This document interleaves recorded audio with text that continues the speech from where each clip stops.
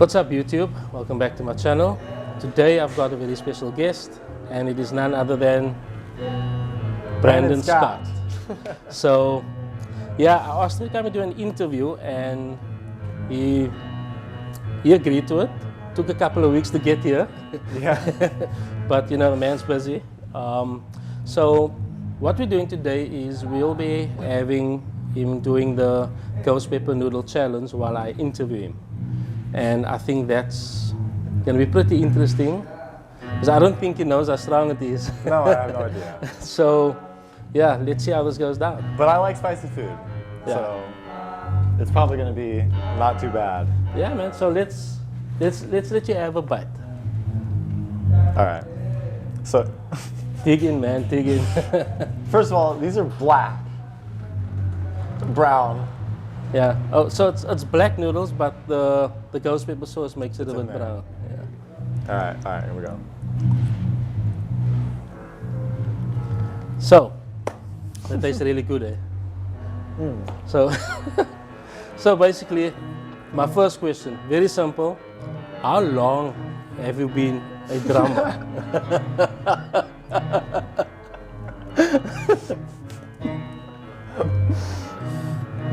How long have I been a drummer? Yeah.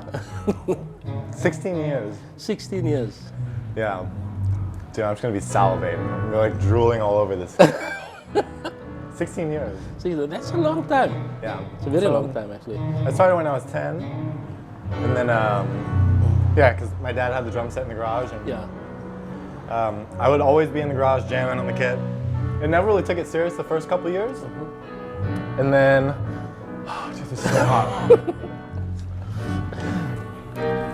After the first fork, you're already having water.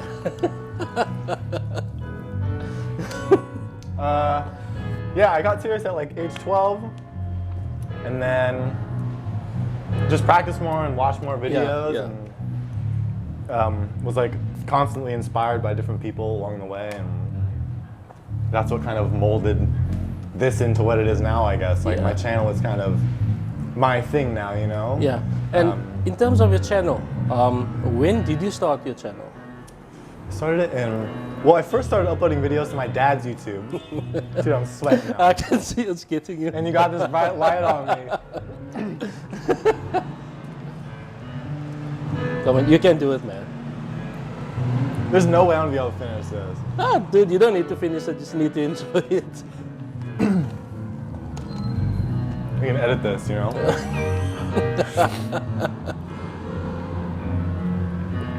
Tastes good though. Yeah, it tastes really good. It's just really strong. Just so you know, I also didn't finish mine. Dude, I love the hot wing interviews, man. They're so funny. Yeah, they are, dude. But you never think about how difficult it is to like speak when your mouth is watering up. Yeah, it's difficult. I think the worst part is maybe having it go down into your throat. Yeah, dude, no, it instantly started burning right here. Now my forehead's sweating. All right, so what were we talking about? Where were we?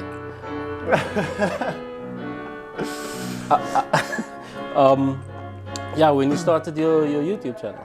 Oh yeah, started uploading to my dad's channel in like 2006. Huh. How old were you in 2006 though? I was 12. 12, okay. Yeah, I was 12. And then I made my channel when I was like 14. Okay, cool. And started doing covers and stuff, and I really did want to be like the drum cover guy, you know? Yeah. Like posting drum covers on YouTube and stuff, and then when I started, so hot, dude. Yeah. Started watching Mike Johnson's video. I started watching like Mike Johnson's videos and JP Bouvet's videos, and that made me want to like teach more, you know? So then I started doing all the teaching stuff on the channel, and now it's kind of whatever I want to do now. Yeah, I think if I think of one of your posts on Instagram, like people are so into you're a drummer, you're only gonna post about drums, and the one that you posted, no drums today, I think, and it was about you going surfing. Yeah. So I think people shouldn't create an umbrella, you know, like because you're a drummer and you're posting most about drums, it should only be about drums, you know. Yeah. I kind of feel in that sense they need to, like with me, I have a drumming channel, but I posted 2 videos of my wife and I, and the one video was just the 2 of us, and the other one with the brother. I'm doing spicy noodle challenges, you know, and it's different, but it's entertainment at the end of the day, you know. And I just feel, yes, we need to keep true to what we really want to do, which is drums, but you should be able to post whatever. Yeah, you should. You should be able to like post whatever you're excited about, you know? Yeah. That's my thing with the channel. Like, I don't want to just be doing drum lessons or drum covers anymore, you know? I want it to be broader than that, maybe more lifestyle stuff or like building stuff or science stuff. Yeah. And with my Instagram, I remember I used to post random stuff on my Instagram all the time.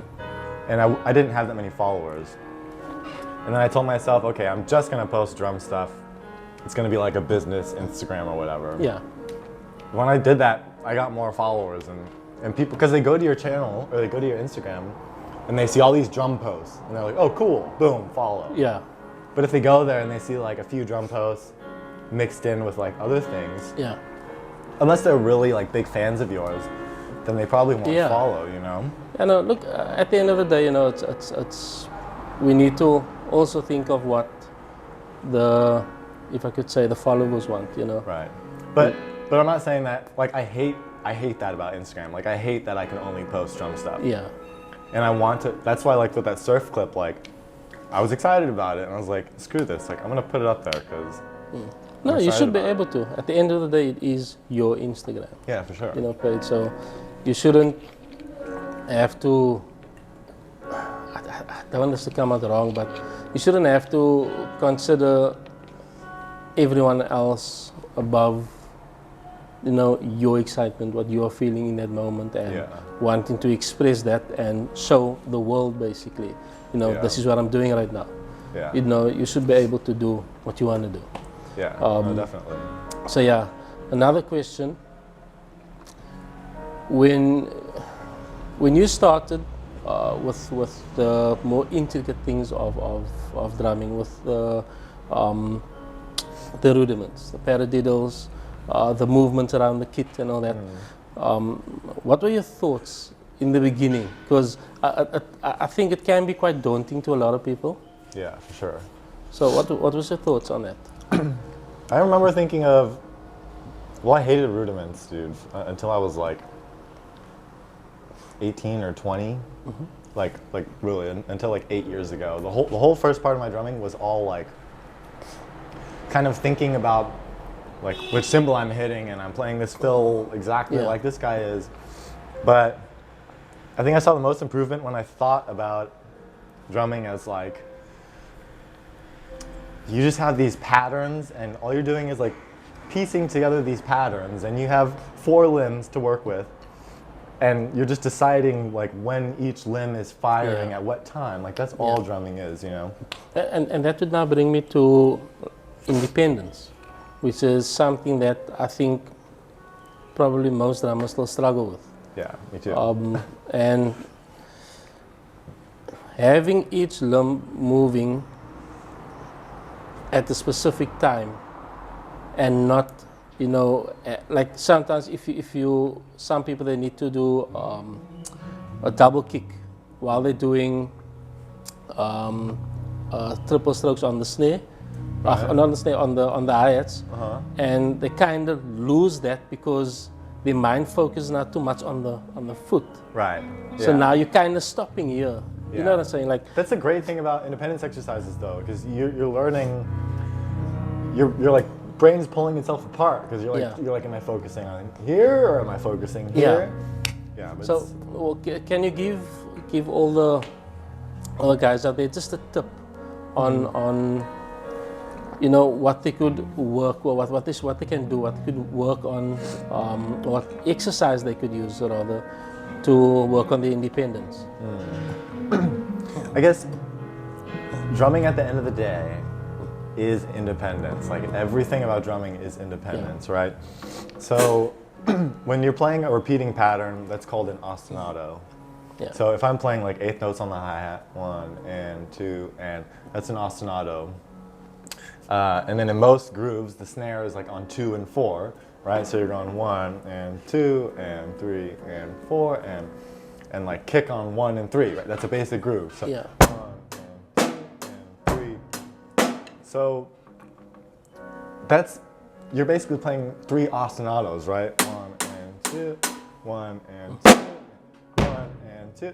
So don't think about independence as this like crazy thing. You're just layering your limbs on top of each other, right? So you want to tell your right hand to do one thing, like play quarter notes, have your foot doing one thing, and then decide which limb it is that you want to work on. Yeah. So say you want to work on freeing up the kick, being able to play the kick drum anywhere in the bar, okay? Yeah. I always go back to this exercise, and like JP Bouvet calls it the single double rest theory. You see it in books all over the place. Everyone talks about this. You basically push the kick drum across the grid. So you put it on the 1, and then you put it on the and then the 2, and so on, you know? So I wish, is it recording? Am I allowed to play the drums? It won't pick it up there, will it? It will pick it up through the mics, but I think... It'll be too loud, huh? So with independence, think about it like the layers, okay? So, and everything has to land in the specific spot. So you must know where the notes are landing, and like where your kick is landing, where your snare is landing. So if we were to play a normal drum beat and just shift the kick across the grid, in 16th notes. So I'll play it on the 1, then I'll play it on the E, and then on the and so forth. You're basically covering every single option where you can play that kick drum. Yeah.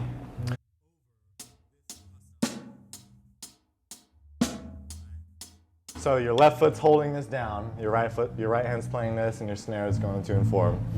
And you want to be able to play over that anything, right? So you got put the kick on the 1.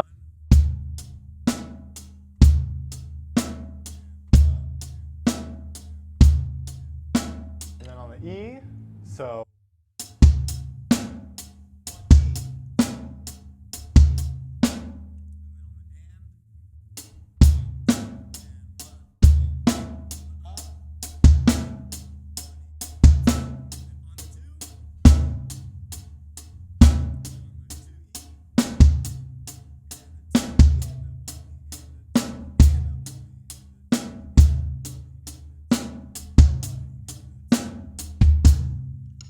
So the purpose of that is you're playing every single option, right? Yeah. And if you can do that, then essentially you've kind of gained freedom. I don't know if this can hear me. You kind of gained freedom over that groove. Yeah. So now you can.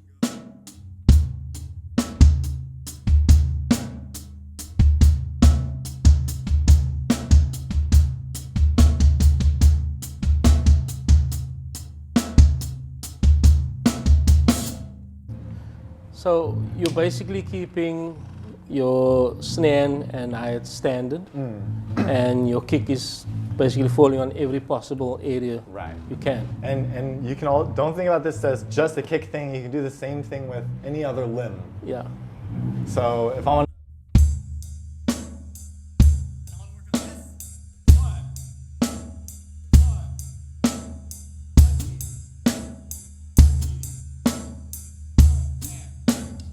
Anything, or the snare, like.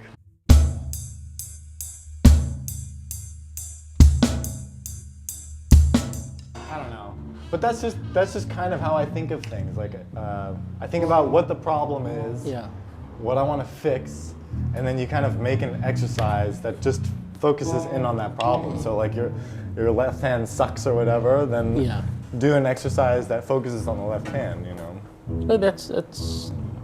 I mean, it's a very, what you did now is a very simple way of kind of breaking something down for people to kind of understand, you know, what they need to work on or what they could use, you know, to kind of train themselves. Yeah. So I think that was really cool. I don't know if you watched this one drum cover. You were actually there. you know, at the Aaron Spears Yeah. workshop. I think the song's name was "Can't Get Right" by Yeah. Ghostnet. That's such a sick song, yeah. That like the placement of the snares in that song is, it's amazing. a dope song. But yeah, if you look at guys like that, they've been playing for I don't know how many years. They're obviously in their 40s, around about there, and they've kind of mastered, you know, a lot of the techniques that people use. And I mean, it's awesome to watch these guys as well. You know, you kind of learn from them as well. Like you have a lot of lessons on your channel as well, to do with your footworks, patterns, all these kind of things, and I think that's a great thing. You know, so a lot of people out there also can't afford lessons. You know, and here you sort of just providing it for free. Yeah. So that's great. It's awesome. Yeah, you can learn anything on YouTube. You know? You can. If you want to learn anything, you can learn anything on YouTube. Yeah, that's why I love it, and that's why I love like being able to contribute to it and have like my channel and stuff. So like I do not consider myself the best drummer in the world, or like I don't really aspire to be the greatest drummer anymore. You know, like I do want to get better, and I'm glad that I have this as something that I can continue learning for the rest of my life, because I know I will never be as good as I want to be, and I kind of like that, because like imagine you get to the top, or you like learn everything, then what, you know? Yeah, no, the progression is like really inspiring for me, and I've learned to just like take it at my own pace. You know? And I think like drumming is your career. At this point in time, you're full time in drumming. Yes, there's not much happening in the industry at the moment. But I think one of the important things of being a drummer is being hireable. You know, that someone is willing to hire you because you know how to sit in the pocket. You listen to what they are asking you to do.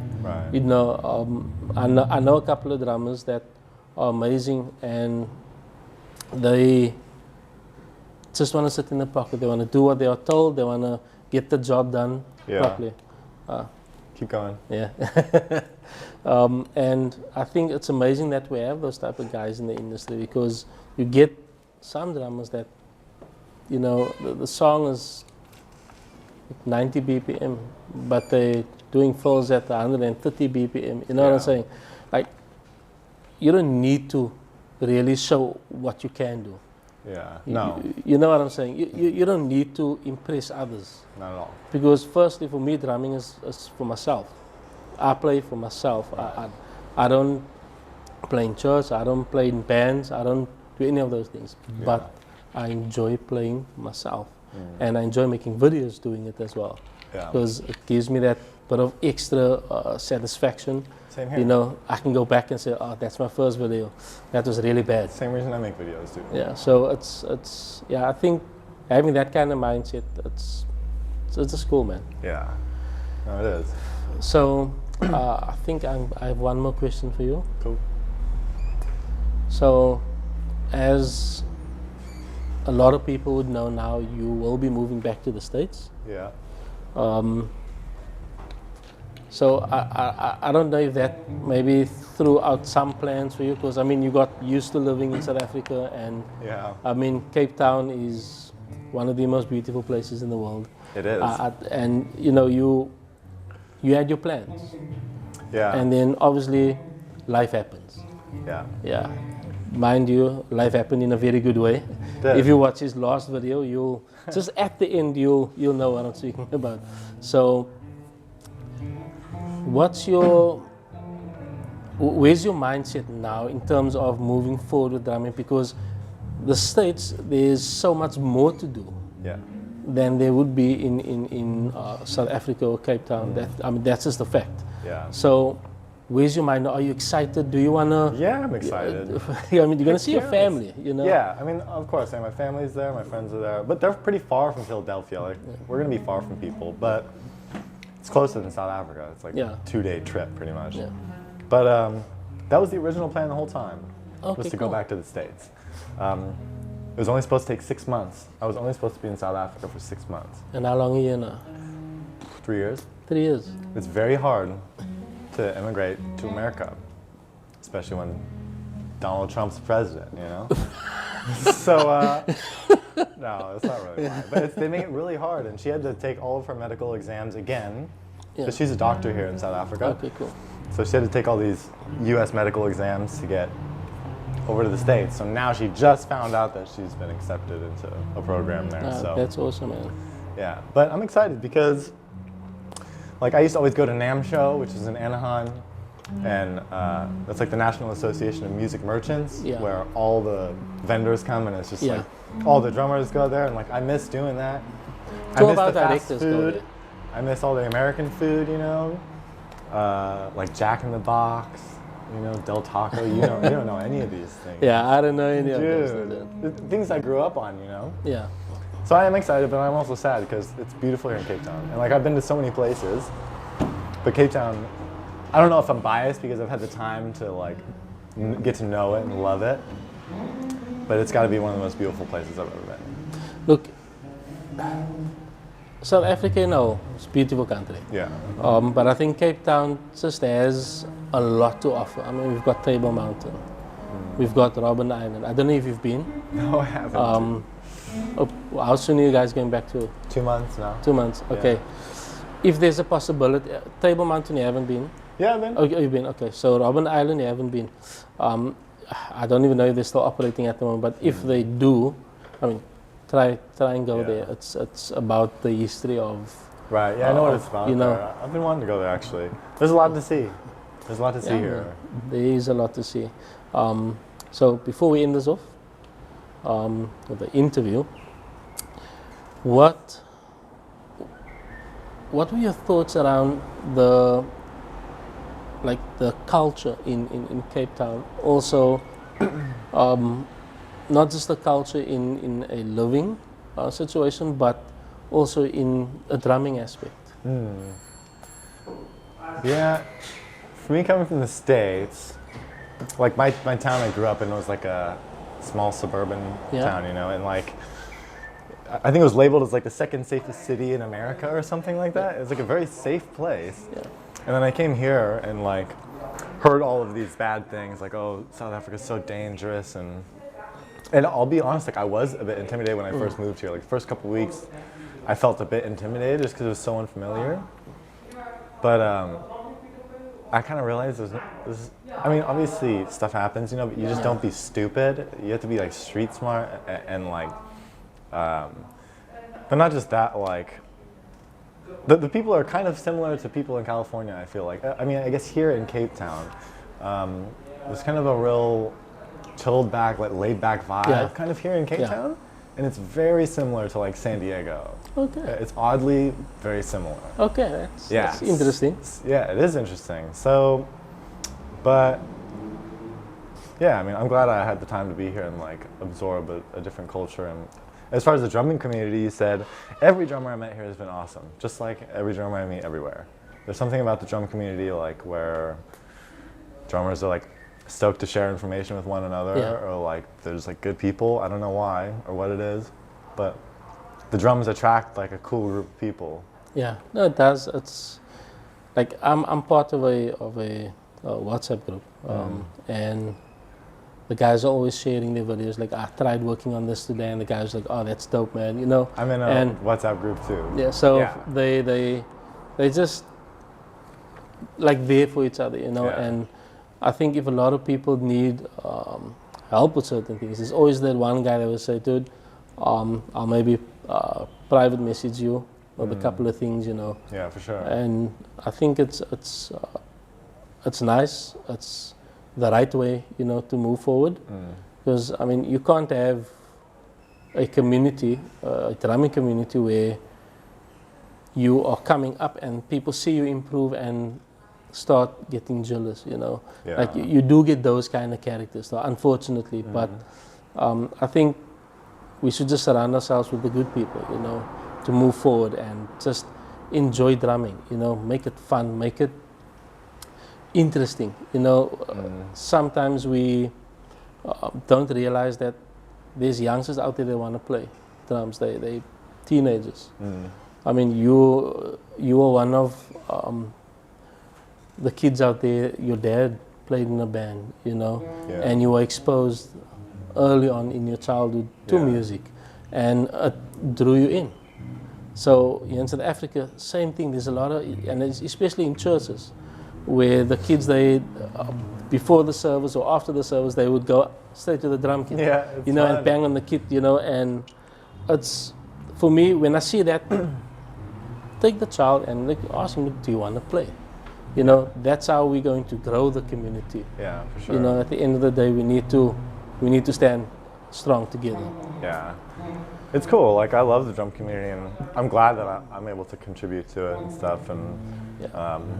Even for the young kids, like, I teach at that primary school here, and they know that I have the YouTube channel, and like one of my students started making his own videos and like cool, posting man. drums.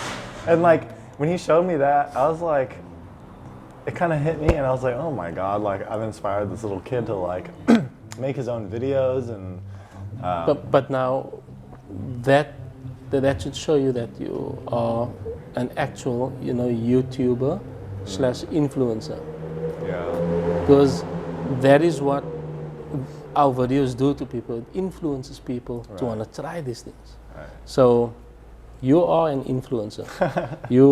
I mean, I watch a lot of your videos, yeah, and I mean, like I mentioned earlier about the lessons on your channel, it's very like captivating, and I think you've found that trick to captivate people in your videos, and it's cool because I mean, what's your channel on 111,000 subscribers?